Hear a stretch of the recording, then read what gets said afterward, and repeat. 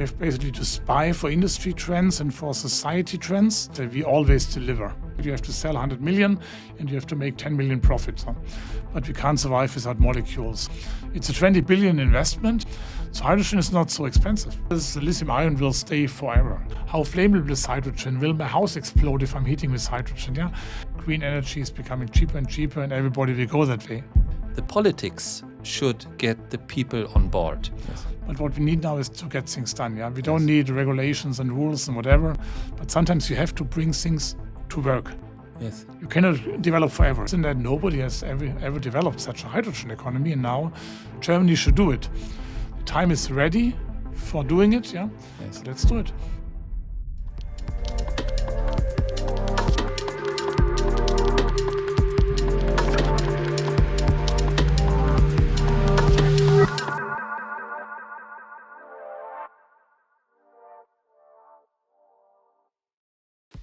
Hey, I'm Björn from Highfinder.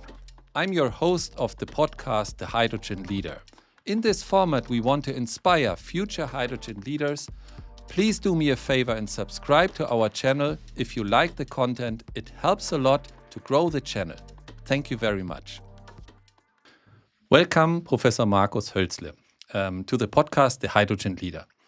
Given your extraordinary experience both in hydrogen and in battery technologies, I'm very delighted to have you here today. It's a pleasure being here. Yeah, it's raining outside, so outside conditions are not so good, but inside conditions are even better. Exactly. It's really an honor to be here, and I hope we have a nice discussion. Exactly. And the Hydrogen Leadership Podcast is not only talking about tech. We have at Highfinder a separate tech channel on YouTube, but we want to dive in to leadership, your career, and obviously your unique insights in the hydrogen economy. I want to kick off this dialogue with the very basic question: who is Professor Hölzle? It's an interesting thing. It's a kind of synergy in between, I would say, industry and academia. It's a person that has been living in 3 continents, seen a lot, yeah, and always in the business life being driven by bringing things from an idea status into a product. That's what you're passionate about. That was my passion. That was what I'm doing since 25 plus years in different positions, different companies. And I think that's what makes a lot of fun. Yeah? If you're not doing whatever kind of commodity type thing that is there for 25 years, for another 25 years, but really doing something new, taking all the shareholders into account, so the people developing a product, the people needing a product, the markets around, the conditions, and try to make it happen. That's a little bit how I would see my job, to make it happen. To make it happen, okay. Could you please imagine a person that works closely with you? And what do you think are the 3 words she or he would use to describe you? A little bit looking into both maybe my wife and also my assistant on the job. They'll say, you're always ahead of time. Yeah, mm-hmm. You're thinking too fast. You're always what you think. I just try to understand, and you're already ahead and thinking next thing already. So I try to move on quickly. That were not 3 words, right? Yeah, but it's being ahead of time. Yeah. So thinking forward, thinking fast, being ahead, thinking fast. Great. Yeah. Realize, get things done. A little bit this flow. Yeah. I also have the impression. I learned that you are now having an academic role where you are a professor in Ulm for energy storage and also energy chemistry, if I understand correctly, as well as being a managing director of ZSW. We will talk about ZSW in more detail. But I could imagine that these 2 roles are very different. What type of duties do you have in both roles? And can you share whether you have a different leadership style there? Mm-hmm. So I think my duties at universities are really reduced down to a minimum. It's so-called the Jülicher model. It's a kind of, you're getting a professorship at university, you're basically called by university, you go through all the application cycle there, but then you are released, basically, and also you are released salary-wise. And basically was shifted to ZSW. They are paying my salary. I'm working there. Mm-hmm. And my minimum obligations at university is to do a 2-hour teaching and a 2-hour seminar, plus a little bit practical exercises. Mm-hmm. So that's a little bit how it works. So it's more at ZSW rather than university. There are different models around in Germany. But for me, it's, let's say, 90+% at ZSW and 10% university from a teaching point of view. Right. However, we also offer a master thesis, PhD thesis. So at ZSW, we have a total of at the moment, I think 35 PhD students, and I'm the official supervisor of these students too. So it means it also consumes time to read papers, to read dissertations, and tomorrow we have a defense of a PhD student, and that's a little bit the fun part also, I would say, because that's really science. Yes. And doing ZSW, what we will see later on, it's also a lot of administration there. And coming now to your role as a managing director of the ZFW, how would you describe your duties there? So I take care that we have enough coffee around for the coffee machine. Not really. No, it's delegated to people, but I have to take care whatever that the buildings are clean, that we're getting electricity contract, all this stuff that is related to properties, for instance. Yeah, that's a big difference to universities. The professors are not dealing with any property stuff. That's university, but it's all in our hand. It's all the pros and cons. Yeah. We had been building 3 big building complexes over the last years. I was kind of supervising this one. So it's a widespread field, really dealing from hiring people to basically managing a small company. So often I see myself as a little bit a manager of an enterprise. So we have a total of 30 million euros in sales. Our turnover is quite a lot, and 220 people. Yeah, that's big. Yeah, and this is a little bit of spread I'm working in. So my university professors don't recognize me as a real professor because I'm coming from industry. And the other entrepreneurs in the neighborhood don't see me as an entrepreneur because I'm a professor. Yeah? Okay. So I'm under the radar, basically, but I'm doing a little bit of everything. And this is, I think, really the fun part that I really like, because I got the economic skills in industry, I got the scientific skills in education, and I can combine them all. And there are not so many jobs around in Germany where you could basically do this on a daily basis. And as far as I got to know you from last year, with your credo, making it happen, I think it's a unique base to really make something happen, right? Because you really want to deliver also results, right? Exactly.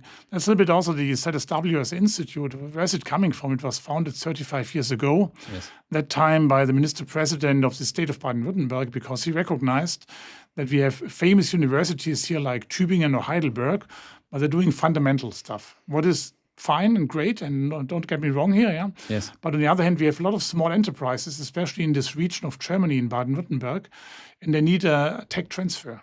And the tech transfer from fundamental research of professors to a small enterprise with a little R&D budget that basically needs things pre-developed, there was a gap.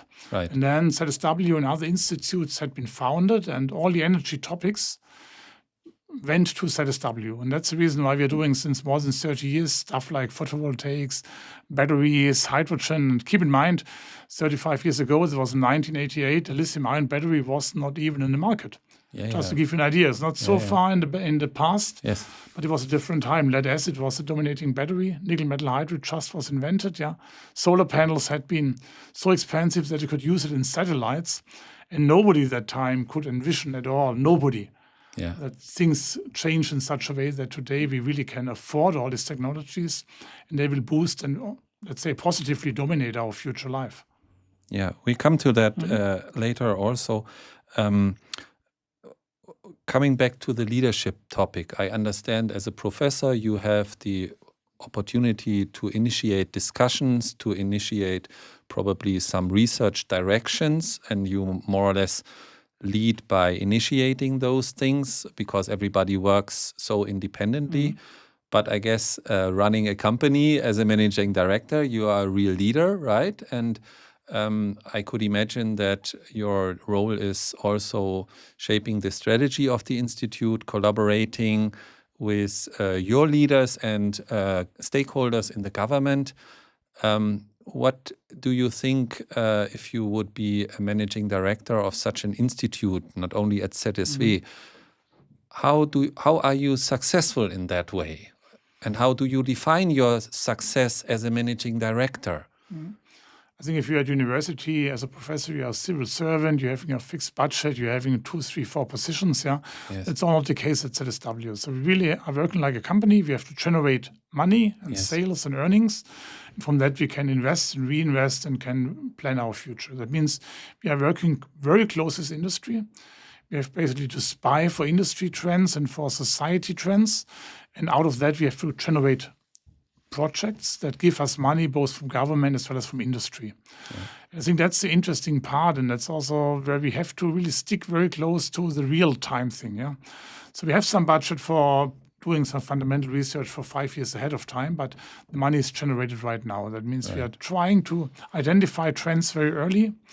We can implement things really quickly because we are a small independent institute. We don't have to go to whatever headquarters to get for permission. We just give our own permission and we do. Yes. And that gives us a little bit the kind of being ahead of the crowd thing. Yeah, that's a little bit how I name it. Yeah. So we have to see the trends, we realize the trends, we implement, and we basically harvest the trends.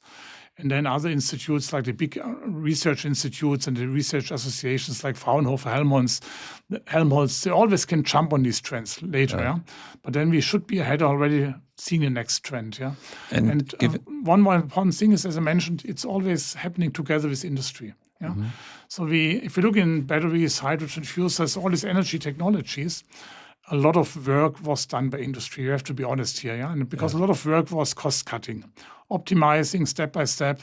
If you give a PhD student the topics that you have to bring down the cost every year by 3% and increase the efficiency, it's no fun at all. I want to do something real scientific, yeah. Right. But the industry was doing this consistently in both areas. We are dealing with that's batteries and hydrogen. And the effect is that we now can afford these technologies and we are participating. So we are dealing with these guys. We are kind of overflow lab for them. Sometimes we do PhD work with these, a little bit long-term oriented stuff. We offer a full portfolio and we define the opportunities. We define this together. And if it makes sense for both parties, then we do it. Okay, and coming back to this topic of regularly identifying industry trends, I once heard a speech of the CEO of Bayer, and he said when they invest into new medicine, they have a gate process to give more money the more mature the R&D is. Do you also have these type of processes, how to tackle new trends, that you have at the beginning more a playground, and when it gets material that there are really a process where people can get the money they need? I think we in BASF, I was working for many years, we had the same process. It's called stage gate or phase gate. And at the end, there's always a business case in behind. So the key thing is that you really identify the market and market potential with all the uncertainties. Yeah. Right. And then you spend more and more money, especially in medical, where you have to go through all these clinical tests at the end. That is incredibly expensive. Exactly. Yeah? Yes. You have to find the right way to do it, to define the funnel that is getting more narrow and more expensive. What we are doing, we have own money, so we try to earn own money, and we do this every year. And then once a year, we sit together with our department heads and we define what kind of research topics they would like to a little bit screen and investigate. Yes. They have to come up with a budget proposal, and normally we can release the budget. And then they can play on this kind of playground. Yeah. And typically, even if you go for a bigger budget at government, you have to have some initial results already. Yeah. And that's the reason why we do this. And this is typically a maximum of 2 to 3 years. Maybe can run one PhD thesis, and afterwards it must go into the next step. And the next step means we are getting an external funding for that, either from government or from industry. And if it's not coming, it's not coming, then we have to stop it. Yeah? I think we don't have the money to do everything all the time. We have to be realistic. Yeah.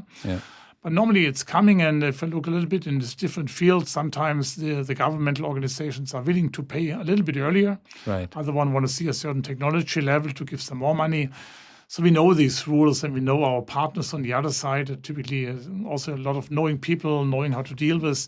It's 50% of the game. Both in industry, I can tell you, I spent quite a lot of time as in academia. Yeah. I guess you have seen many great technologies also materialize over all the years. And you have contributed probably also to these projects. What would you say was your proudest moment in your career so far, or one of the proudest moments where you say, okay, you're going home and say, today I really did something great? Maybe not on today, but maybe the product development. When I was in BASF, we developed a battery material, lithium iron phosphate, LFP. It's a very safe material. Yes. It was a little bit of a side development. We always had been on the side chain in the company. But with little money, we made it together with an external trawler to build up a sizable production capacity, a few thousand tons. Okay. We made the material, we sold it to a Korean battery maker, one of the big guys there. Yes. And it was ending in a Western European car platform. And So that project you had a significant contribution. Exactly, I was heading this project. All right. For many, many years, I was fighting it through all these kind of release gates and BASF, all these phase gate, stage gate. And the focus that time was more on the nickel, cobalt, manganese materials. A lot of effort went in there. Yes. And we always had been a little brother of it, yeah. And with little money and with a kind of fast-moving technology development, taking external companies in rather doing everything in-house, we managed to bring this material into as a Korean battery company. And the Koreans are also a little bit more risk-taking guys. So this was a perfect match. And we really made it happen. So still proud to have something that I was developing, Yes. running in batteries in a kind of German OEM, actually, in a vehicle of a German OEM on the road. Which This is is now what you- making our life better. Exactly. And if you look at the time scale from your initial work, then the migration to industry, and then putting it in a real project, or how many years are we In talking? total, was it maybe 6 years, 7 years to Okay. do it? You can't be much faster, I have to say. Yeah, You yeah, have to this- scale it up. The industry has to qualify the Pretty material. quick, yeah. If it goes into a car, you need some time. Yeah. So nothing happens overnight. It's also important in these energy discussions. People still dream about the super battery that falls out of sky or whatever. Yeah. This all will not happen. Yeah. It's a lot of daily work and daily blood, sweat, and tears to improve these technologies, to tweak here and there. Yeah. That's a little bit what we are doing. I have really to say with industry, it's more a tweaking thing than inventing something completely new. Look, in the last 50 years, how many new batteries had been invented and make it into the market. Basically, it was nickel metal hydride technology coming from nickel cadmium and lithium ion. That's it, yeah. And there's lead acid still being used in the vehicles, 12 volt and some backup power system.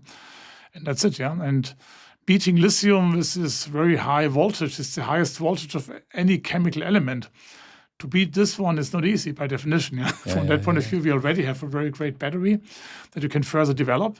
And this is a kind of development. And we are doing a lot of development at ZSW. So there's research happening in Ulm, in the city I'm living in, where ZSW is sitting in the university, in the Helmholtz Institute. They're looking into magnesium and calcium, aluminum batteries. But it's not happening overnight. Yeah? And at the same time, lithium-ion battery is still moving on. Yeah. The same for fuel cells, for instance. We do a lot of fuel cell development. Technology that we see, a platinum catalyst, Neptune type-based membrane, and the setup we have for 20 years. But by tweaking it for 20 years, we can now reach 20,000 hours on stream without real changes in performance. Yeah, and I think that's a little bit what we see also as research. What my university professors would never classify as research, but it's more classification thing. At the end, we need both. Yeah. Still, if we bring this in the market and it's running, we still can work on cost reduction, looking on different catalysts, non-precious metals, stuff like that. Yeah. But sometimes you have to bring things to work. Yes. You cannot develop forever. Yeah. You have to bring a system in the market. It has to be on a truck. It has to be on a train. It has to be in an airplane like the fuel cells. It has to be in a car like the batteries. And then things are really boosting up. Yeah. As an entrepreneur for my Highfinder business, there are some rare moments where you believe that you can do it, but where you are not sure. And then there is this little decision point where you say, okay, I can make it happen. And I could imagine that as a doing research, you also have these risk moments where you are promising results to get funding, and the people simply trust you because they know you are a professional guy and you have delivered in the past. Do you also have in this R&D sector, where you offer also R&D as a service, these risk moments where you feel the pressure that you need to commit, but deep inside, you know, there is still work to do to check whether we can do it? Yeah. I think the English word is a kind of gut feeling. You need an idea in your body. You need a feeling that you can make it happen. Make it happen. You know the people. You know what has to be done. You have a good idea on what you are doing. Yeah. And I think at ZSW, I always make the jokes that we always deliver. Yes. So people like us because we always deliver results. We are typically not over-promising. We are never the cheapest in the game because we have a quite expensive technology park around. Yeah. And from that point of view, I think this is how we are running it. Yeah. So we sometimes I would like to have a little bit more risk-taking people and set ZSW a little bit to try to make it happen. But we are a little bit more on the conservative side. But that's why industry is coming to us, I think, because they really know they're getting what they're asking for. If we go on governmental projects where the topic is asking for more risk, we can do it. And that's typically the PhD thesis, because at a PhD thesis, you never know the outcome. Yes. And sometimes it's pretty funny. If you do a quotation for industry, they ask you, what are you doing in 2 years and 6 months from now? Which sample are you testing? They say, so sorry, that's a PhD thesis, yeah? Yes. Because they're coming more, these automotive industry guys, they're coming more from part development. They have a certain part of the car, giving it to a supplier, and they develop it. And for us, it's not a part that comes out, it's an equation, it's a technology, it's something new.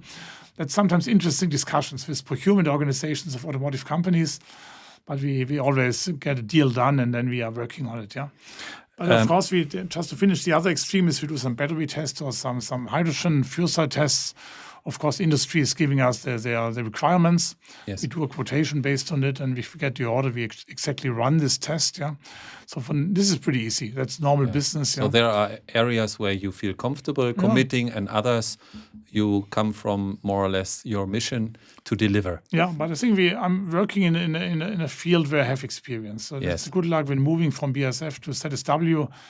I kept my area of experience and area of activities. Yes. And it's also interesting, yeah. And now we try a little bit to widen up that, because I have more ideas and to do, and step by step we can do this, as I mentioned, with our own budget to a little bit fun. Which direction are you thinking in that direction? Still, I did a lot of catalysis work at BASF, looking a little bit into catalytic applications. Yeah, CO2 capturing is done by our colleagues in Stuttgart. So we have CO2 and hydrogen. You can do a lot of chemistry. Yes. We will need the liquid fuel source in the future for certain applications like long-haul aircrafts. A little bit looking in that field, that would be pretty interesting, yeah. We have a lot of cement industry in Ulm. By the way, cement was invented in Ulm in the 19th century. Really? Yeah, really. So we still have two families still operating, two big companies, global companies on cement. That's also something, because it causes a lot of CO2 you can emissions. develop on cement something to low make it greener, CO2, right? Yeah. Okay. A lot of It's a specific investment happening, area of research. Yeah, exactly. Crazy. Green cement. So a little bit looking in these fields, yeah. Because people have to see, if you really want to become 100% CO2 neutral or CO2 free, you have to look in these applications. What do you do with cement and concrete? What do you do with asphalt on the road that is basically taking the residues of a refinery? Yeah? So a little bit you have to see the total picture. Yeah? And some of these so-called niche areas are overseen so far, but they are really important for us. Yeah? Because you want to drive something on the road and not back on the gravel like it in the past. Yeah. And the gravel, by the way, would also be kind of limestone, and then we are back at cement and stuff like that. So let's see. There's a lot of things to look into in the future. Yeah. And again, so we have these two mainstreams in my institute, batteries and hydrogen fuel cells, but there's enough area around to do some clever technology development. This is great, and all happening in Germany, right? Yeah, of course. And I noticed from your career, in particular at BASF, that you have worked in Tokyo as well, and in the US. And can you explain what type of roles did you have both in Japan and in the US by that time? In the US, it was a commercial role, a business management. So basically had a sales team and a product portfolio. It was on the field of chemical catalysts. Within BASF? Within BASF, yeah. And had this kind of responsibility, P&L responsibility, profit and loss. So basically you get your sales target, you have to sell 100 million and you have to make 10 million profit. So, and based on these two numbers, your whole bonus, the salary bonus depends on what is 30% of your salary, and then good luck. Yeah? Yes. Because if one of your competitors comes in, one of your competitor comes in with dumping pricing, what to do. So it was really about a commercial thing. But I mentioned, I always had this development, new technology thing. So in that time I had in parallel the global responsibility for the fuel cell development. So BASF was also developing fuel cells and catalysts for making hydrogen out of our natural gas or coal or other stuff. And I was also running that activity first in Germany, but then when I was relocating to Houston, Texas, I kept this responsibility because that time with Ballard Power System, with Plug Power, Novera, and many other companies, there was a big hotspot in the US on this fuel cell and hydrogen development. And was that also still to the chemistry in the fuel cell, or did you go further with the system design? Chemistry. So BASF was always reluctant going into system design because BASF is a chemical company. Yes. They are not good in treatment of steel, not good in welding and stuff like that and slitting. Yeah. So it was always more on the chemistry. But I think in the battery, 70% of the value is chemistry Oh, in really? the battery, and Yeah. the fuel cell is roughly 30%. Okay. The membrane is pretty fancy. This Nafion type membrane. The fuel cell, you have How do you calculate that from the cost the cost, percentage? basically. From the Cost, cost. Okay. And then in Tokyo, it was a different story. It was more on the technical side. Yes. I had the responsibility to build up technical teams in Japan, in Korea, and in China, and then also do a kind of technical sales activity to build this up, that we could understand the customer's needs and language and translate this into our own development in-house.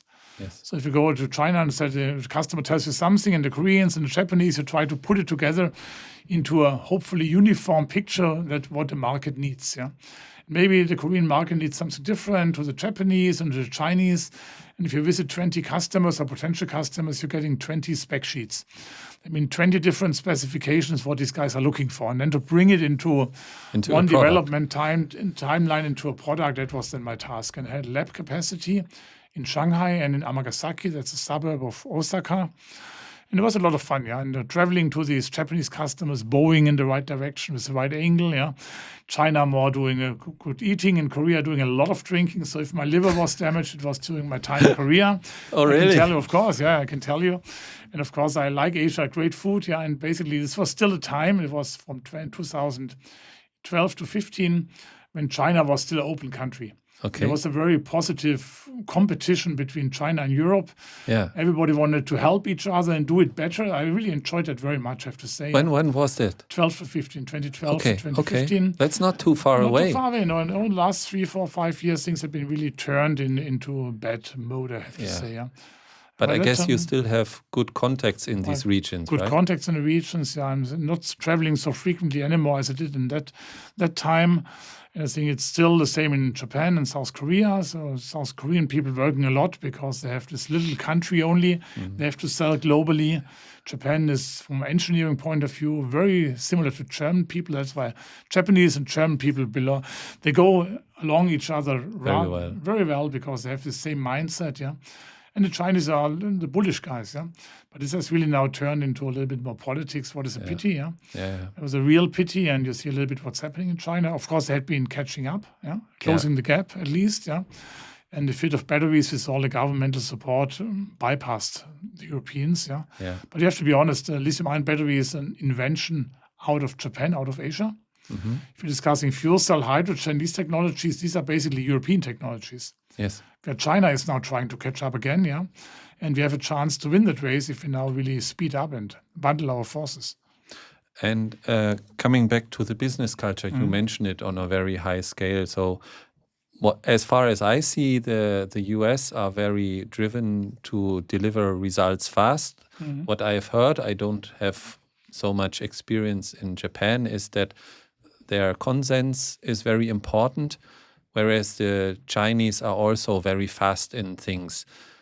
How would you compare the business cultures to Germany? You mentioned that Japanese business culture is similar somehow to German. How do you see that? I think business culture maybe in two directions. One is really business and management culture, yeah. Yes. I have to say, if you're a manager, it's great to be in the US or in Japan. Yeah, pretty easy because in the US you can fire the people overnight, Okay. so the people will strictly follow your advices. Yeah. Okay. I think in Germany you're often joking. We talk in English, but so for sentences that you better consider to do. Yeah. Yeah. So in Germany you are very strict to say you do this. Yeah. Yeah, And in English yeah. you have a nice wording around. Yeah. Yes. So you have to learn that from a German point of view. You can never say someone you do this now. Yeah. You better consider. You make or you think. So it's a little bit, but still people will follow you because you are the boss and you can fire them. Yeah. That's In Japan, you also are the boss, but you don't fire your people because they're working for you. It's a trust in both directions. yes. But in real Japanese companies, your people are sitting in the office until the boss is leaving the office, and then they go back home. Yeah. Now, of course, I was in BASF US, and BASF Japan. That's a mixed culture between European and American, European and Japanese. Yeah. But on these things, how to make it, as the Americans, they want to make the deal like Donald Trump. They want to move things forward, and the errors are happening later on in the chain. Yeah. And in Germany and Japan, you try to fix all the errors before you touch the product first. Yeah. And then you need a lot of time to get to the point where you really bring a product in the market.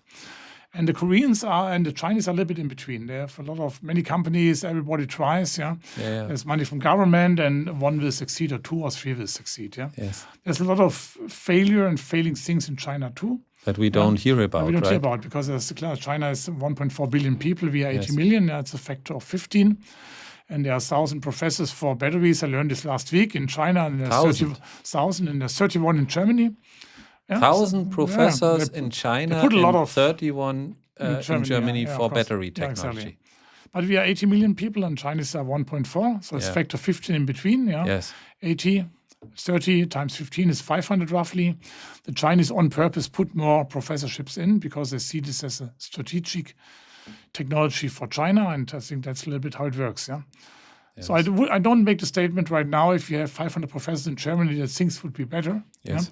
But still, it's a factor, of course. I recently had the chance to read a technology tracking report from the Australian strategic authority, which tracks these developments. And I think they created 64 categories where basically 50 or so China is leading and the US is the rest.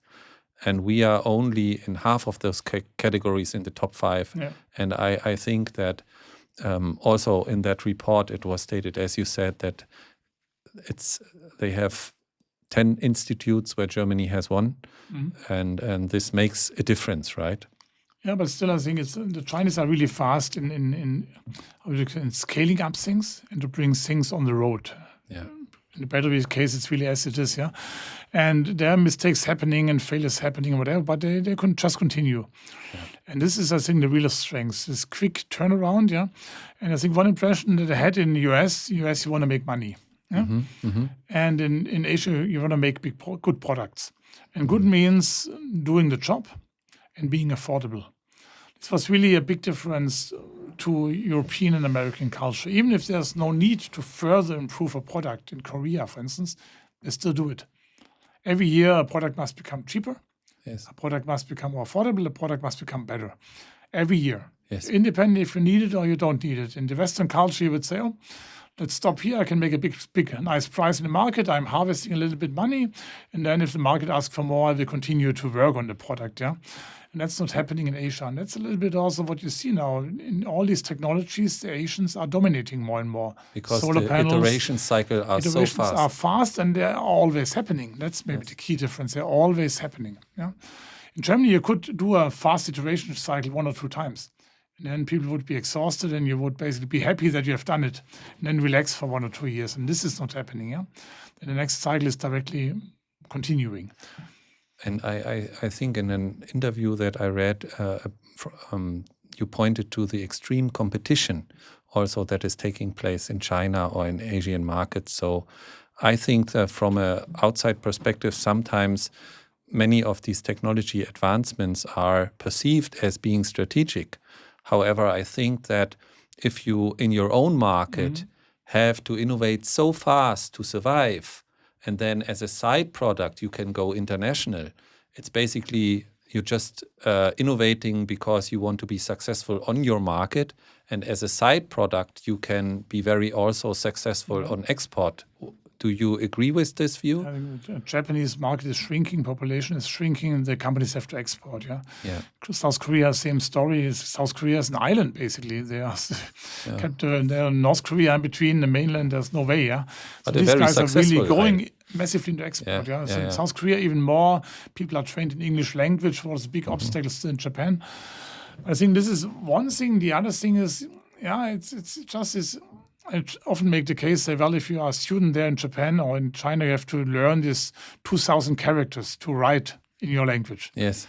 And in Japan, people have to speak correctly and have to write correctly in the 9th grade. So in 9 years in school, you're going through that cumbersome, right, kind of massive learning thing. And after that, you are different compared to where we are in Europe. After 2 years, you can learn, you can read or write, It's a different story a little bit. So doing these painful things, these repeating things, I think the Asian people have an advantage, not on the creative side. Right. That's unfortunately also a little bit more in the US, And I think the other part is, of course, politics helps more. These are all strategic developments in Asia. Politics helps a lot. And I think we are somewhere squeezed in between. I'm not worried that we can make our way, yeah. Yes. But what we need now is to get things done, yeah. We don't Yes. need regulations and rules and whatever. I Make think it happen. the funny joke is the Chinese have a very good supply chain for lithium-ion batteries. They secured everything, yeah. Yes. In Germany, we have an European Union, we have a very good supply chain law, but not a supply chain in place. So that's a little bit of things I think we have. And the politics is waking up right now in whole Europe. I think Yes. the new European deal, I think Ms. von der Leyen will announce it end of this month. I think where the European Union will go. And they said we have to bring up our industry in a competitive level, yeah. And we can do this. Nobody should get me wrong here. I absolutely believe in it. We can do it. And it's still fun in behind. If you really make something happen that you see later on the road, that's the best thing in your life. You can point to your kids and say, this is my baby here. Yeah? Exactly. That's really, and I think we are getting there. This is good news for all of us. And coming now to the hydrogen economy a little bit. Why are you so passionate about hydrogen and fuel cell? Because we need it. I think it's pretty easy. I think if you a little bit go through the numbers, a little bit see the energy transition that we want to do globally, we really say globally, yeah. So Germany is a little bit running ahead, want to be finished in 2045, state of Baden-Württemberg even earlier, 2050 European Union, yeah. And I think other countries also going in this direction. We need an energy carrier that is different to electrons. So the base will be the electricity and electrons, but we can't survive without molecules. And I think if you look today in the German energy mix, more than 70% is molecules, yeah, and only 20+% is electricity. Yes. And you cannot turn this around in 100% electricity. That's just from a scientific point of view. And that's also accepted everywhere. Yeah? The scientific, political, whatever discussion goes, what's the share of molecules versus what's the share of electrons, yeah? And at the moment, the electrons are boosted, at least here in Germany. We do a lot of installations of photovoltaics of wind. So in the photovoltaics installation, we even outpace the government target, what was never happening in the past, yeah? Yes. And wind is catching up because there's just a little bit, there's a little bit lagging behind 1 or 2 years, but it's coming. And then we have a lot of electricity generation and now what to do with it, yeah? And I think people now recognize, oops, electron is generated to be consumed at the same time. That's electricity. Yeah? Yes. And if you want to store something, you can take a battery, of course, but if you look a little bit what a battery can really store in view of volume and weight and energy in behind and metals you need, then you come to the conclusion rather quickly, you can bridge a day and night system. Maybe in summer, photovoltaics is basically charging your batteries, and in the night you release the energy. But the German weather, unfortunately, is as it is today, mostly in wintertime. That means there's no sun, there's no wind. Yeah. And you're sitting there for 10 days, for 2 weeks, for 3 weeks, and then you need something different just to generate again electricity. And a system that is only working for 2 weeks a year is not sustainable, not cost competitive, not efficient. From that point of view, you need something to run all year long. Yeah, and this is where hydrogen, I think, has to find its place in industries and applications where it's needed all the year, to have a system running to cover the cost. And then in addition, if you have to need hydrogen as a booster for generating electricity, like days like today in Germany, where we have no sun and only little wind, then you can fulfill this in addition. Yeah. And it's a little bit interesting how long it needs in Germany to come to that point, to say, hey, well, we need both, let's do both, yeah. And I think we will see a lot of progress this year, actually, because I think we have now installed so much photovoltaics. Mm-hmm. That every sunny weekend from March to September, October, at least 50% we have to take off from grid because we can't use electricity. Yeah? And then people will think about, well, why are we doing here? We're installing a lot, we're subsidizing, and we can't use it because if sun is burning down and it's too much electricity being generated, and then we find an outlet for it, and that's hydrogen. Yeah? And so things will come together. Yeah? And of course, a fuel cell truck has not the efficiency of a battery truck, but it can run more than 1,000 kilometers without charging. And it will consume hydrogen, and it will be produced at times where electricity is too much in the grid. And we have to take it out of the grid. And at that time, electricity is damn cheap. Right. If not free of charge. Yeah? Last year, we had 500 hours of negative electricity prices. Why? Because too much electricity, no outlet. And this outlet in the future must be hydrogen, because hydrogen is the carbohydrate, or the hydrocarbon without carbon. It's not so much left. Yes. Yeah, and I think this is how step by step people will identify the whole thing. Yeah, and quite interestingly, if you look what's happening in Germany, it's not so bad. So because we have now defined the central hydrogen pipeline system that we have, central hydrogen grid, It's a 20 billion investment. Is it a lot? Yes. How much is it in electricity? So the high voltage grid in electricity is a 300 billion investment in Germany only. So hydrogen is not so expensive like people think. And we are doing the right stuff there. We are starting with the infrastructure to bring hydrogen from A to Z. And in the electricity, we started with the generation, and now we are lacking infrastructure. Yeah? So I think that's a little bit a good way to do it. However, because it creates pressure, right? It creates pressure, and it goes a little bit in the future. Yeah? And that's a little bit maybe the only drawback. In Germany, to plan a 10-year future, it becomes more and more tricky, not to say impossible, because many people of concern are raising up during the 10 years and always tell you it will not work. Yes. But I think that's how it should work. So Germany is the only country in the world that has defined this hydrogen grid. Yeah. Oh, really? Basically, it's 11,000 kilometers. Yes. It's pretty clear. It has to be built. It has to be built. It's a law. Yeah. There are basically companies around that will do it, mainly the gas companies running the gas pipeline grid. They will build new pipelines or they will convert pipelines.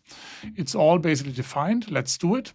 And at the same time, we now have to generate hydrogen. That means we have to find suppliers. We have to do it in the country. And from that point of view, I'm really optimistic. And the more we will see, electricity is a lot, but it's not all. This will come, I think, over the next 2-3 years.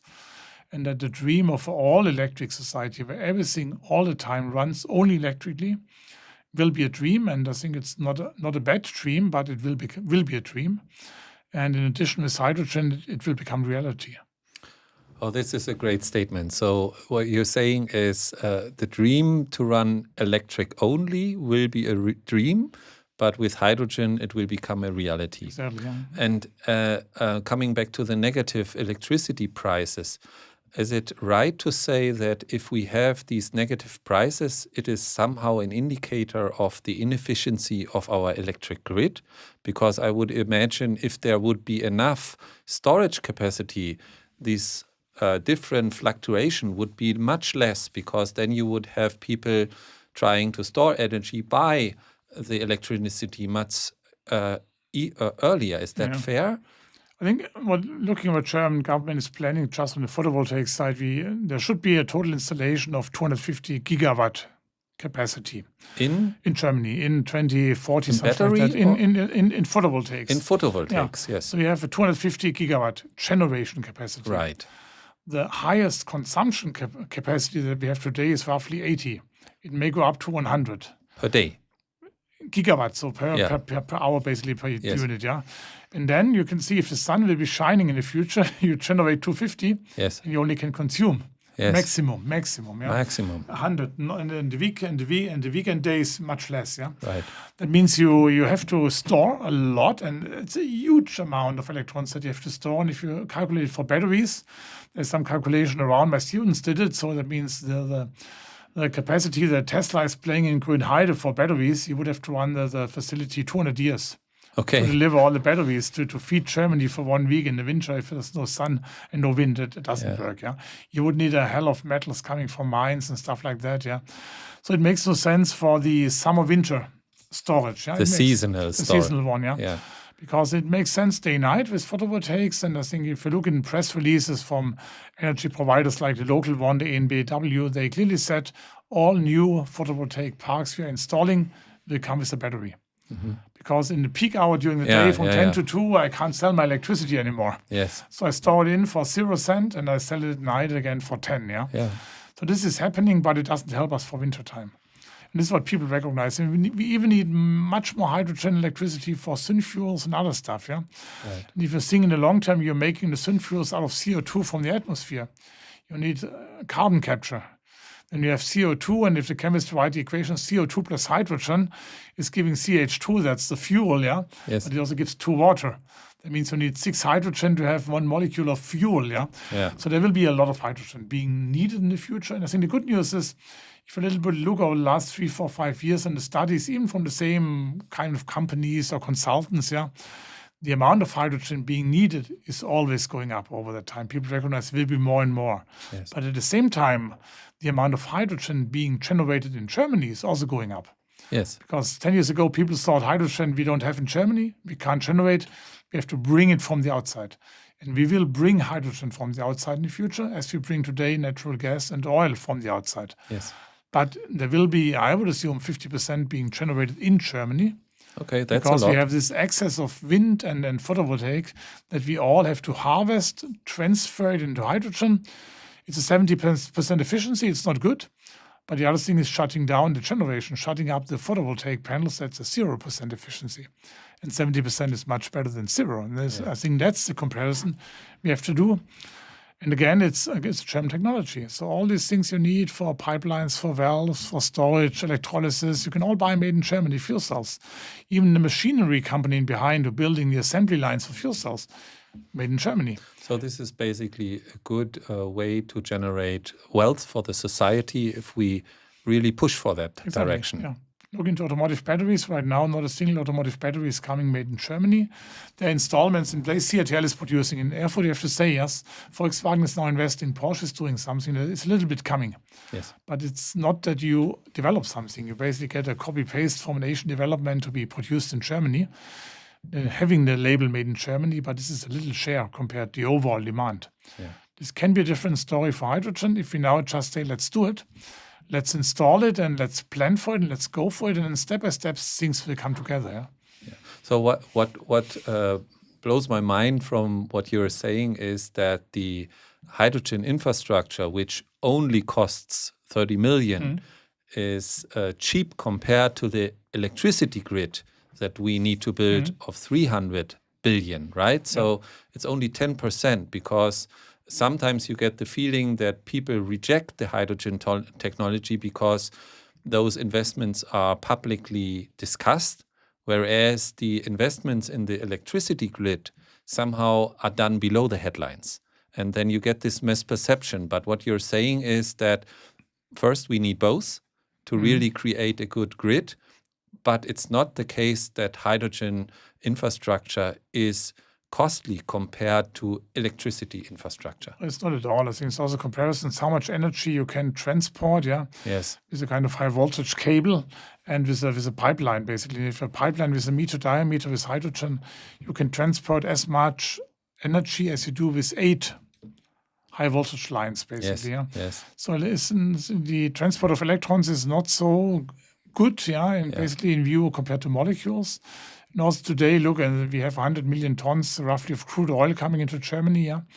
So it's you don't see this at all. You can transport in basically a tanker truck on the road. You do 30 tons of diesel and gasoline. That's a lot, Right. And you can fuel how many cars of it? Basically 1,000 cars with one tank load.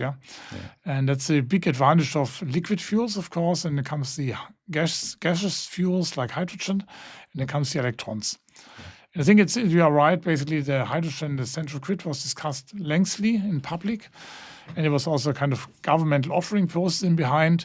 The electricity grid is built by the electrical companies, by the utility companies. You don't see this, but you're getting charged for it. Yes. And its But is charges there are going also up every public year. funding involved in the electricity grid, or is it mainly funded by economic activities? It's funded basically by the electricity companies that you all know and by basically grid companies, and they are regulated. Yes. They are allowed to make a certain profit, but they are allowed to swap all their costs on their customers. Okay. That means if they do big investments now, who will pay the customers? And they can make a certain margin, 5-6% EBIT margin out of it. And the rest they have to get back from their consumers, from their customers. And this is what's happening. And that's the reason why this Netzentgelt, we call it in Germany, transmission cost, transmission charges are raising every year. And we are, as the population, indirectly funding this build-up of the electricity grid, whereas in hydrogen, you have these big discussions and projects and then public discussions as well, because the hydrogen industry has not yet developed such a mechanism where the society somehow supports the build of the infrastructure. I think the society also has to pay this build-up, but it's only 20 to 30 billion. It's much less, So it's clear. So all these infrastructure projects have to be refunded basically from society. There's a lot of ideas saying, why don't you take the big insurance companies? If they give their money, you have to give them a certain interest rate, of course, what they have. But I think also that's pretty. We have big insurance companies like Allianz here in Germany. They're harvesting billions and hundreds of billions of money. Let them invest their money. And they get whatever, 6-7% interest, they will do it. But at the moment, it's not happening. So private money has to come into the game. What is hindering these investments?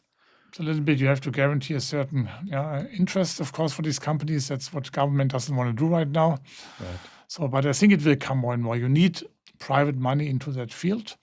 And I think US is a little bit more advanced, but also there the Inflation Reduction Act gave a kind of guarantee for the investors. Yes, this I read about. So people looking I can understand investors saying, I'm not sure, hydrogen, so many discussions around, will it come, not come, competing technologies and so on and so on. And investments are big. Even I think of batteries, you saw Northvolt case, each factory is 3 billion euros. Yes. So it's a big investment, big money in behind. And if you fail in one area, it's a high risk that you completely fail. That's the reason why private money and privately also talking from insurance to venture capital, it's not so easy to direct into that markets because first of all, it's a huge capital demand. A lot of politics being involved. Nobody knows what the new German government will decide. That's what I wanted to refer to. What Donald Trump has decided all the way back now. Yeah. Still, he will not stop the thing. By the way, I'm 100% confident. But these are uncertainties. It's not an uncertainty in a non-regulated market where you are dealing with IT development, software development. You can plan much better. You have it easier to collect venture capital money, especially. And again, as soon as energy is involved, because energy is society. Society is the voting right, and the voters are deciding on your government. So you're closing basically a loop, and that loop can go either with a right spin, a left-hand spin. You never know. That's a little bit the thing how we see. But I think the underlying things, green energy is becoming cheaper and cheaper, and everybody will go that way. Right. You can't change anymore. Even Donald Trump cannot change it anymore. I was visiting Texas again in September last year with my wife after many years. There are many people having money. They're having a lot of land there. There's a lot of sun there. There's a lot of wind there in the Texan Panhandle. They're doing their job. They're investing. Yeah. And this is America. They want immediately you get the results immediately. You do investments, next day you get your money. And from that point of view, you will not stop it there. And I think, of course, Elon Musk. This is good news. I think it's good news there. And I think the Inflation Reduction Act, what the US had in place, what was very helpful, it basically secured that you get the manufacturing in the country. This was the whole story. They said, okay, they do some import duties to block a little bit the import. At the same time, they gave money for companies to do it in the US. Right. And that's a little bit what I think will also come in a certain way also in Europe. It has to come. Yes. There's a little bit in the last European calls for electrolyzers. There was already a mandate in that 50% of these electrolyzers must be made in Europe. Mm-hmm. That helps. So only 50%, more as an industry policy. More as industry policy because US is 100% made in US. I think China cannot import any batteries anymore in the US. It's done. Okay.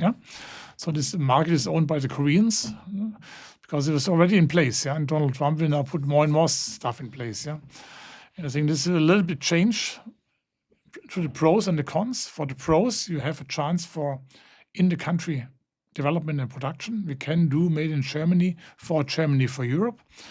On the other hand, of course, it will shake up the market for exports. So let's see. Yeah. I think there is a lot of good news that you share today. It's somehow a big business game, but if you are able to connect the dots like you are doing it, it becomes clear that things will work out.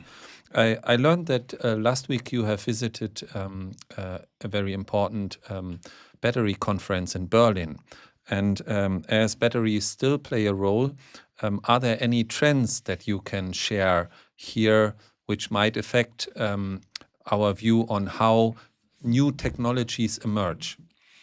And the battery thing is really interesting. So when I started my battery activities was in 2009 in BASF, 16 years ago, when BASF entered that field. Yes. And then there was in Germany a lot of Agritech, one of the big research organizations doing strategies for government. They kind of formed teams and everybody in, and we defined the German battery strategy. It wasn't official like that, but people had been shaping up their mind and say, what's next? So it was pretty clear. We have lithium-ion battery 16 years ago. The next one will be a so-called lithium-sulfur battery. Mm-hmm. And the third one was a lithium-air battery. That's a mixture between batteries and fuel cells. Everybody was 100% sure that's it. So what do we have today, 16 years later? We have a lithium-ion battery that is much better. and much, much cheaper than we thought at that time. Yeah, also much, much cheaper and much better, yeah? And still improving. Yeah. Yeah. So lithium sulfur still under development and not a really working system around. People still doing, and nobody knows when it will come. Yeah. In between, we had the so-called solid-state batteries. Yeah, But this is still a topic, isn't this it? topic. People are developing it. People are working on it. Do we have a system in the market? Not really. Yeah. The fun part in English, it's called all solid-state battery, ASSB. Yes. Now people call it almost solid-state batteries because they put a little electrolyte in. Yeah.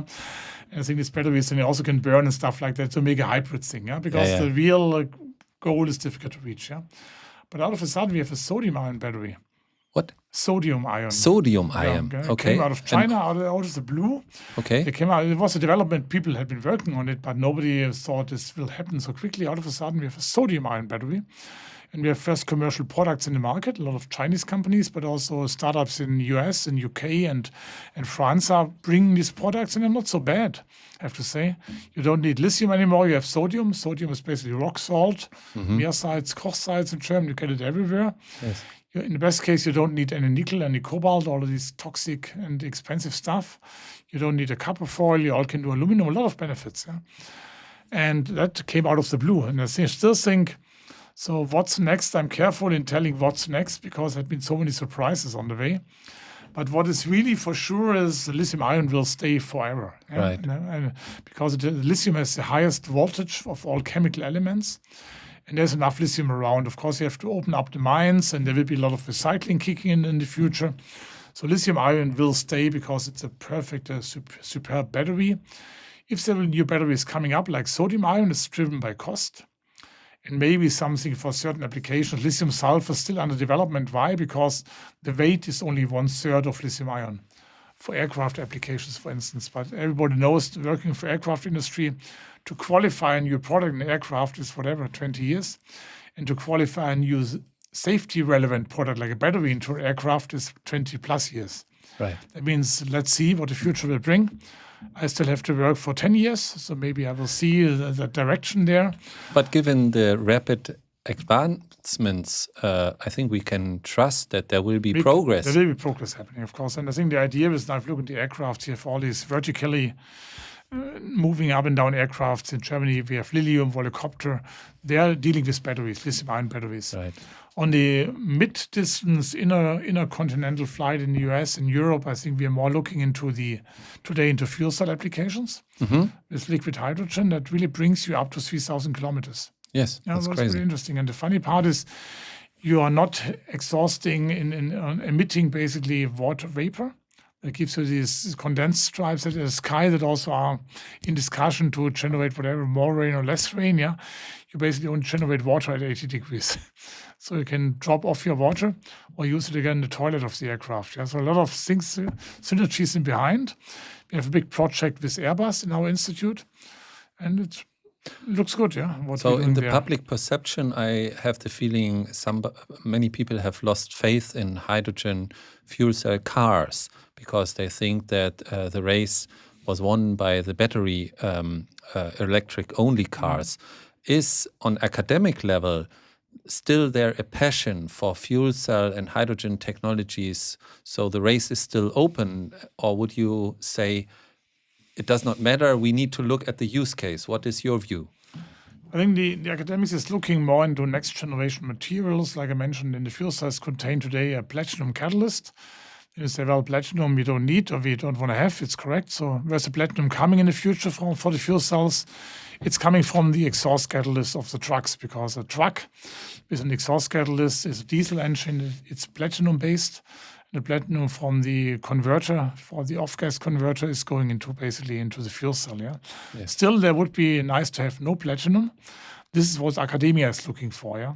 Yes. So we have a first generation that is used in cars today, that will go into trucks and other applications, and we have to industrialize this generation. That means we have to get the costs down by automatic fabrication, manufacturing, and tweaking here and there.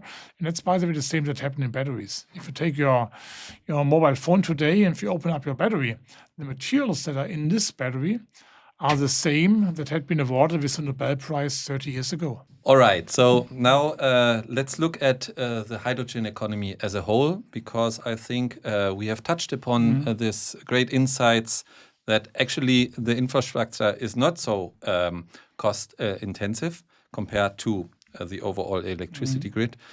A lot has been talking about the challenges on scaling up the industry. What do you think are the main challenges?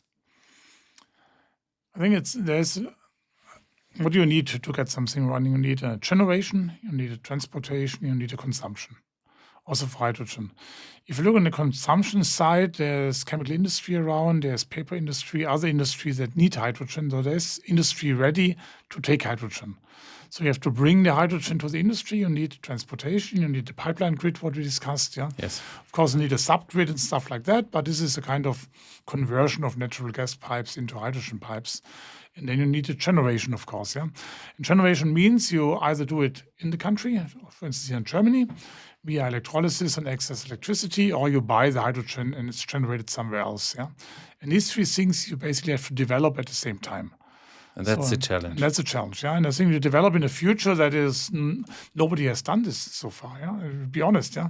I think if you have to make decisions in that, nobody has ever developed such a hydrogen economy, and now Germany should do it. And Germany is not the greatest country to move in the future with the spirit, yeah, and then do brave developments and encouraging something like that. But I think it's running, yeah, because we have now the grid, we have the consumers. And now we have to look into the generation. There's now new funding projects coming out from government subsidizing electrolysis. So I think we're in a good way, this generation, transportation, consumption.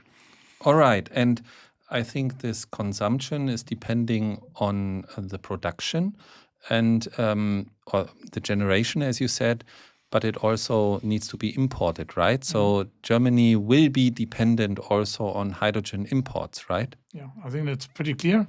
And the share is still on discussion, but as I mentioned, the share was 100% in the past, now already down to 50%. But we will need hydrogen coming into the country, as we do today with natural gas and crude oil. That, by the way, is 70% of our primary energy. And if you look into transportation sector today, everybody is driving on crude oil, kind of diesel and gasoline, 100% dependent on imported energy. And there was one crisis in 1973 where everything was still damned cheap compared to today. Yes. Today we wouldn't see this as a crisis anymore, but so far we always had a stable supply. And I think this will also happen in the future. So we have to bring in hydrogen. The good thing is, in the crude oil case, you have to go to the countries where oil is in the ground. In the hydrogen case, you can select your countries that are willing to work together with you in making hydrogen for you in a fair, balanced deal, I would say. For instance, there was just a big signing ceremony last week in the Ministry of Economics on a pipeline coming from North Africa to Germany, basically. Yes. Coming from Tunis, crossing the Mediterranean Sea, Sicily, Italy, going all up way to Northern Europe. Yes. And I think that's a kind of infrastructure project, but it's also a development project for the Northern African states. Yes. Because they have poor people, they need a future, they need industry. Let's generate hydrogen there because we have damned cheap solar energy. You get electricity done for 1 cent a kilowatt hour. Yeah? In Africa. Germany is 1. Yeah? We have land, there's only sand there. There's not a battle between food versus fuel or stuff like that. Yeah. Let's build it up there in a partnership. Partnership means they can use 50% of the hydrogen for their own industry. They're building up, the rest we are getting. And then we maybe can a little bit also see the refugee topic, slow it down. That is happening in the Mediterranean Sea. Yeah? Help these countries, and they're basically our neighbors. Yeah, and if you don't want to go to North Africa, take Spain. Take Portugal, take southern France, take Scotland with wind, take Norway. Yeah, so there's enough of European countries around that have access, basically, of these natural energies. And if you make good deals with them, they can either make money or we do whatever cooperation. But it's important to think from a deal aspect. Yeah. Okay, another deal making these days. And don't expect that North Africa is installing like crazy or doing wind turbines in Scotland just for Germany. If you don't want to have it here, the Scottish people will also ask you, why should we the job if you don't want to have your own wind turbines? So we have to be fair there. But I think that's on the way. And again, the good news is we can partner up with countries that we would like to partner up. Yes. So from a geopolitical point of view. Exactly, yeah. And you mentioned that the core hydrogen grid is more or less a law. and cannot be redone. Yeah. Are these projects really committed, or is it more an intention that the people want to develop something? Because many fear, also you have seen the projects, lot of intentions, but when you look at the financial investment decision, many hydrogen projects in the past have not crossed that point. So are these infrastructure projects really committed, or what is the status? I think from these projects, 70% are hard committed. Oh, really? Yeah, and 30% are still on the table looking for investors. But the 70% is really they ensure that there's a core connection north to south and east to west. And of course, in the future, we need more hydrogen, a little bit more pipeline capacity. And I think there are certain pipelines already basically going through all the approval process, but not having an investor as of today. But again, 70% are real committed by the industry. And industry basically are the companies who are responsible today for natural gas transport, the overarching transport. They will do this transformation of their grid or building partly new pipelines. There's one new pipeline, for instance, here in the region under development, coming from Heidelberg to Stuttgart. Yes. This pipeline will transport natural gas in the beginning to feed the power stations, but it can be converted 100% to hydrogen if needed, or step by step with increasing share of hydrogen in natural gas. All the steel is selected the right way, all the capacities are calculated, all the kind of stations to increase the pressure are made for hydrogen. So I think this is now always taken into account. Yeah. So the big vision, more or less, for Europe is build the infrastructure on our own, produce where we can, and then form great partnerships internationally that we are driven to have to really become more or less independent in a connected world. Exactly. So That's the vision. I had a chance to visit the port of Rotterdam last year. Yes. And they showed already the first big electrolyzer plant in an area where 10 more could be built just from space. They have dedicated wind farms only to produce electricity for hydrogen electrolysis. The good thing is they have 4 big refineries in the port of Rotterdam. They will consume the hydrogen in the beginning to make the gasoline diesel a little bit greener. Yeah. But they're already building the pipeline to the border to Germany. Yes. So we go to Duisburg in the North Rhine-Westphalian area where a lot of steel industry is located. They're doing it. And by the way, they built a second pipeline in parallel already that takes the CO2 and brings it for sequestration also back to the Netherlands and the North Sea. Probably all the problems about this infrastructure is they are underground. Nobody is seeing that. It's good. That's a great news. That's a great news. It's for the people living there, but in order to give trust that the hydrogen economy is advancing, it's hard to see that there has been a hydrogen-ready pipeline under your ground. It's correct to see that the natural gas economy was also emerging over 30 years. A lot of 300,000 kilometers of natural gas pipelines had been built in the ground. I think people are happy having things in the ground rather than up the ground. And again, hydrogen, that's really a point today is not visible for people. So I'm giving a lot of presentations. I'm giving 50 plus presentations 50. here. So I have nothing to do in the evening. I only see my wife at the weekend. So what to do there, I'm accepting basically all kind of invitations, and there's a lot of interest in hydrogen. That's really what I'm seeing from these 50 presentations. 45 are related to hydrogen and 5 for batteries. Well, that's a good quota. It's a good quota. And people really asking questions they want to understand. Yes. Because right now hydrogen is invisible. Why? It's produced in huge volumes, but within a refinery, within a chemical plant. Yes. It's used to make fertilizer to feed mankind. We couldn't feed 8 billion people without hydrogen. You wouldn't drive diesel or gasoline because it's basically hydrogen-promoted crude oil.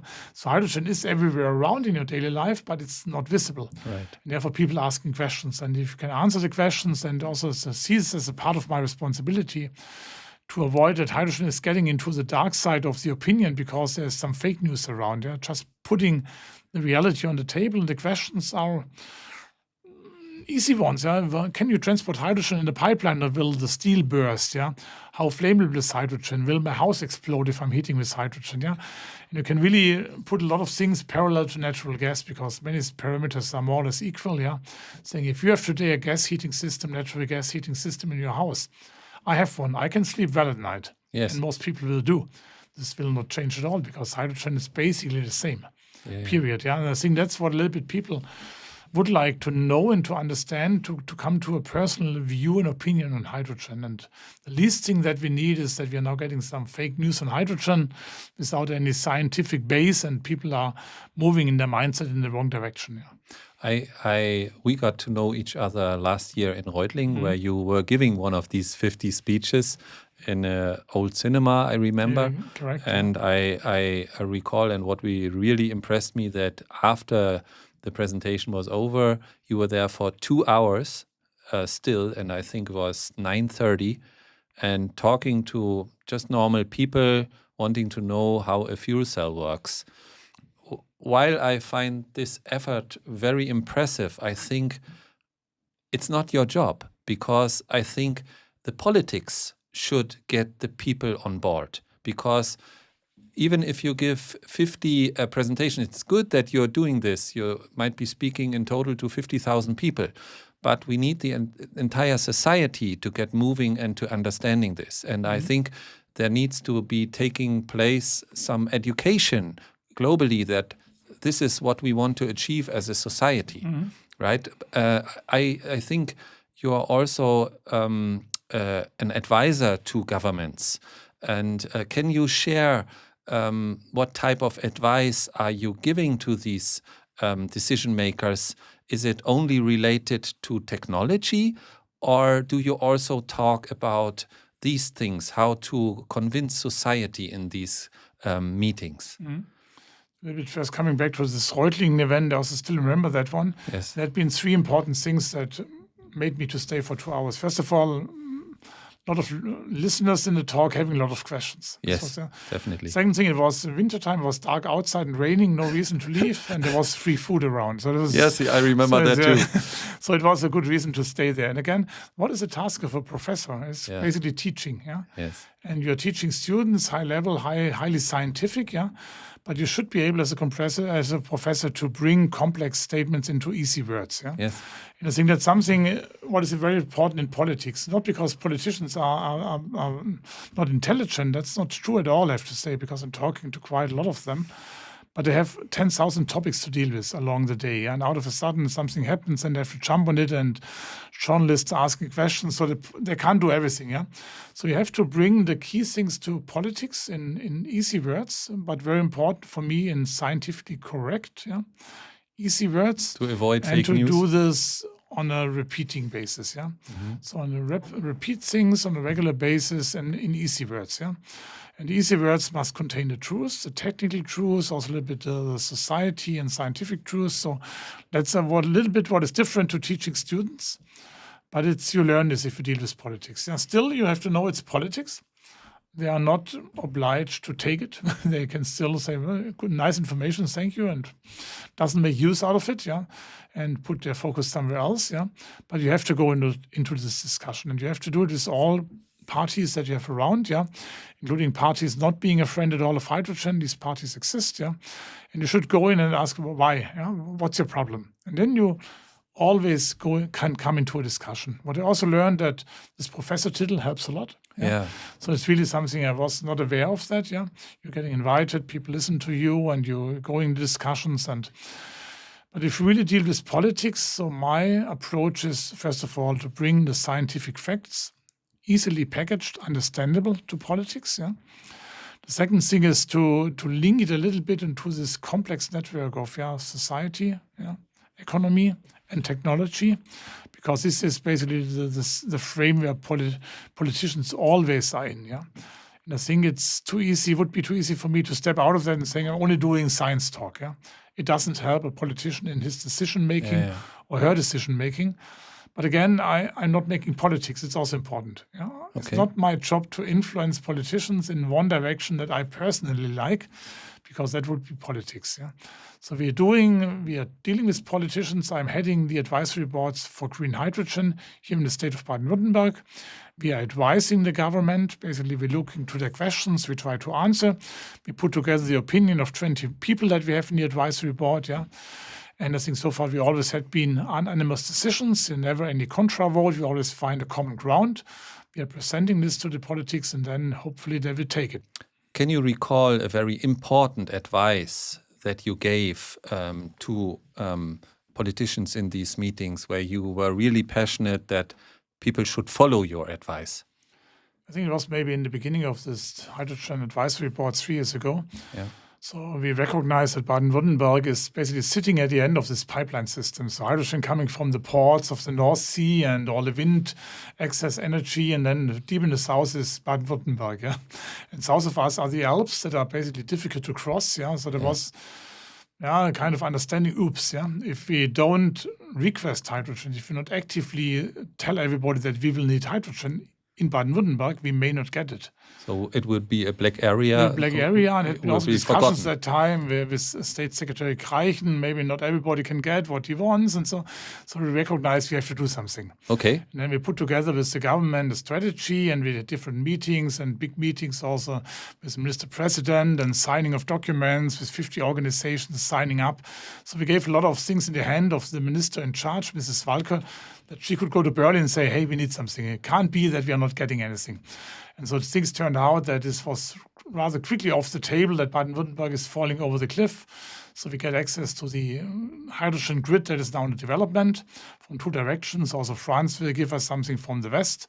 So all good, yeah. But this is, I think I'm proud in that one, because we had been late in Baden-Württemberg in making up our mind. Yes. We could accelerate this process, yeah.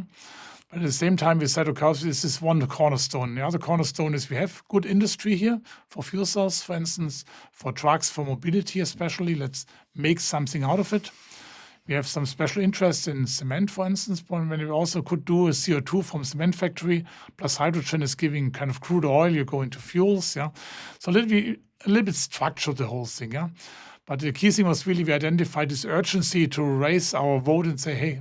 And that was the advisory board, or was it you? Was advisory board. So Okay. I'm only heading this advisory board. Only. It's kind of primus inter pares is important, yeah? Yeah. Because we have a really good team of diverse Right. group, but the interest is really to make something out of hydrogen, not at any price, not in any application, but to make hydrogen happen. That's pretty unique, I would say. And I still remember this document. We had been working day and night. At the end, you always have to bring all the opinions in, yeah. But we made it. It gave a nice document to the ministry. It gave a high-level meeting with Mr. President, a big signing ceremony. Yeah. And then everybody knew Baden-Württemberg must become a hydrogen country. We need access, and we are ready to commit also our technologies to make it happen. And in that you also connected Ulm, right? Or because I learned that there is now also a pipeline plan to Ulm, and that you somehow were instrumental in that, say. Yeah, we are also looking in the region, but it's more regional stuff. We also have some responsibility. Yeah. But the advisory board was really on Baden-Württemberg level. Yes. But I'm also heading an advisory board, not heading, but being a member of an advisory board at the Ministry of Transportation in Berlin. And there are also big questions are coming up. How will we get the hydrogen? Yeah? What is the transport mode of hydrogen? Is it hydrogen? Is it methanol? Is it ammonia? So a little bit these questions. Which are the countries outside Germany supplying us? What are the regulations that we need? So a little bit on the higher level, more the federal level. Baden-Württemberg is more, what can we do for our industry here? So different viewpoints on the same technology, and at the end, you need both of it. Yeah. And I learned that you have been awarded to be an Ulmer Köpfle last year. So that is probably for the smartest people in Ulm, and it's good to have smart people in those advisory boards. So can you, to sum this topic up a little bit, please name very clearly which measures we now need to get right in the next 10 years so that Europe has a significant role to play in the hydrogen world globally. So the overarching message is don't be shy to move ahead. Okay. Into a system that nobody has established so far. So be bold. Be bold, be brave, Yeah. do it. And there will be errors happening and ups and downs. It will be a bumpy road, but do it, yeah. Don't stop at the first problem. Do it, yeah. Execution, yeah. Yes. The second thing is what I mentioned already. It's you need a supply, you need a transportation grid, you need a demand, yeah. Bring this together. Okay. Bring together the infrastructure. Bring together everything. I think if you're building a refueling station for trucks with hydrogen, there's no truck around, it makes no sense, yeah. So bring this together, yeah. Take an electrolyzer, refueling station, and 5 trucks, and we have a mini environment for hydrogen that can grow, yeah. These things have to happen synchronized. It's not always synchronized, yeah. this is maybe the important thing for success. I think go ahead, just keep on moving, synchronize your activities. Yes. And by doing that, the thing will grow, the ecosystem will grow step by step. Right. And you have one left, one wish. The wish is that you're just coming to a point that you're discussing hydrogen as a need. And the question is how to establish the need and how to make it happen. Rather the question, do we really need hydrogen? I think that's something that is stopping us, it's slowing us down, it will open up the door for the Chinese, for the American technology. So I think this is a stupid discussion because all the scientific people tell you in the meantime we need it. And from that point of view, it's not a question, do we need it at all? The question is can we get it in? Not to overload the people, not to overload the budget of the people, in a smart way. And I think again, let's keep on walking. That's the key thing. I think another thing that we need, because building this will take decades, is smart people. And you are a hydrogen leader already and work with students. Are you still seeing significant interest on your student side that we can trust that there will be talent coming into the industry? I think we have an overall lack of students in natural science and engineering. But I have to say from these students, a good share is looking into these energy-related topics. I think if we are looking back 30 years, when we had been in the 20s, or you want to save the world, you want to do something good. Yes. Later on, you have obligations with feeding a family and paying off a house or something like that. But I think in this age, you want to do something good. And this motivation is visible. It's really visible. And we try to give these people a room to develop. If they later on move into different industry, that can happen. But I think a lot of our students, the last 5, 6, 7, 8 PhD students that I had in fuel cells and in batteries, they went into the fuel cell and battery industry. Right. So we trained the people, we educated, and they could implement their knowledge into products. And I think that's anyway the story of ZSW, that we would like to enable the people. And people coming to us, they know that they're not working on the next generation stuff. They're working on the needs today. And again, we are getting sufficient amount of people. So we have not lack of people applying at ZSW. And I know the same for other professors dealing in the field, both of batteries and fuel cells. And coming to the skills these young professionals need, what do you think is important to make a career in the fuel cell or the hydrogen industry? I think if I'm looking back on my career, I never planned a career like that. So careers are happening, and it depends on the circumstances, being at the right place at the right time, having the right mentor and stuff like that. And also the basic skills you don't have. If we're getting people in, they're building a battery for the first time, they assemble a fuel cell for the first time. We are a training center. We are educating. I'm the professor title. That's what we are doing. Yes. And even if you go on the working floor, on the blue-collar floor, if I need someone to say, I need a person who's running my fuel cell test bench, if you write this in the job description, you're getting 0 applications because these people don't exist. So we train them. And I think that's a part of the job. From that point of view, the only skill that I'm expecting from someone coming in is interest, openness for new things, and creativity. These are the things that people should have. If someone comes in saying, I want to do the same thing every day, so please go into assembly line to Mercedes, but don't go into a research institute. But and probably the rest, they're getting also trained. Perseverance to push through. Yeah, of course, but we will take care for that. Okay, you take care about that. So this is exciting. Please, I see all the optimism that you have for this industry, which is inspiring me as well. I would kindly ask you to come up with a closing statement for our listeners. Why should people be positive about the hydrogen and the upcoming future? I think I'm an optimistic person. So sometimes politicians tell me, oh, you have to come because you're always making these optimistic statements. But there's a reason to be optimistic, I have to be honest. If you look a little bit what we see today as technologies where we would say they are kind of set, like photovoltaics. Also batteries are getting there. But let's take photovoltaics, batteries, and maybe in the next in the row would be hydrogen technologies. What was happening in photovoltaics and batteries over the last 10, 15 years? These technologies became much, much cheaper than we thought and much, much better than we thought. Than expected. That's so, and I think this is the experience. This is the learning. Why should this be any different for hydrogen? So if someone can explain me that one, I would be happy and I would take it if it's scientifically correct, but I don't see this. Hydrogen is now on the merge, yeah? And now this whole cost reduction thing will come, this technology enhancement will come, yeah? All this system approach will come, supply chains will be established, industry will be there. There's no reason that this will not happen, yeah? From that point of view, its optimism is based on experience in other energy-related technologies. And again, it's coupled with the opportunity for Germany and for Europe and for US also. It's a Western technology right now. If we keep on speeding up now, we keep it as a Western technology. There's no need to open the door for the Chinese and to say, well, we're still considering, because then they will do it. And I'm not blaming the Chinese, don't get me wrong here, yeah, because it's in our hand. That's maybe the message, yeah. And yes. I'm optimistic. The scientific facts are in favor. The time is ready for doing it, yeah. Yes. So let's do it. Let's do it. Let's do it. Thank you very much, Professor Hölzle. It was very inspiring and it was good to be here. Thank you for this interesting dialogue. Yeah, you're all welcome. Thank you very much. Pleasure was all mine. Thank you very much.